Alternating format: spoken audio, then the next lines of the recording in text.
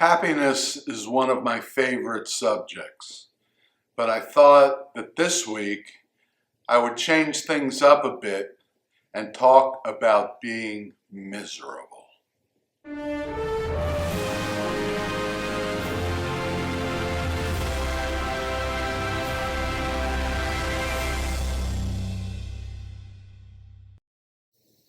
Shalom, my friends. Yes, I'm talking about being miserable because I chanced upon a quote this week that really struck me. It comes from George Bernard Shaw, and here it is. He said, "The secret to being miserable is to have leisure to bother about whether you are happy or not." I see this as a quote more about how we use our leisure time than anything else. We all have, or at least we should have, that's the great thing about having a Sabbath. We all should have some leisure time. The question is, what will you do with it? Despite the profound words of the Declaration of Independence, I don't believe in the efficacy of pursuing happiness. It doesn't work. I've spoken in the past, and I will again in the future, about bringing happiness to life. There are many ways to achieve it, but actively trying to pursue it seems to make it all the more elusive and evasive. If you desire happiness, cultivate an attitude of gratitude or perform a service for another person or do something to make someone else happy. I believe that any of those things, and others as well, are pathways to happiness in your own life. But Shaw gives us a backdoor approach. How can we make ourselves miserable? By using our time to worry about whether we are happy. I think he's right. It's been said that worry is interest paid on trouble before it is due. I love that. Instead of worrying, we should be living.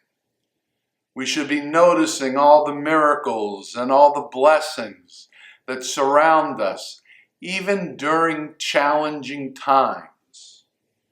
Just as every blessing has its curse, so every curse has its blessing. This is why what is known as the Serenity Prayer has become so important to me. Written in the 1930s, by Protestant theologian Reinhold Niebuhr, it begins, "God, grant me the serenity to accept the things I cannot change." That line has become a motto of mine. If you cannot change something, worrying about it will not make it better. It will only make you feel worse.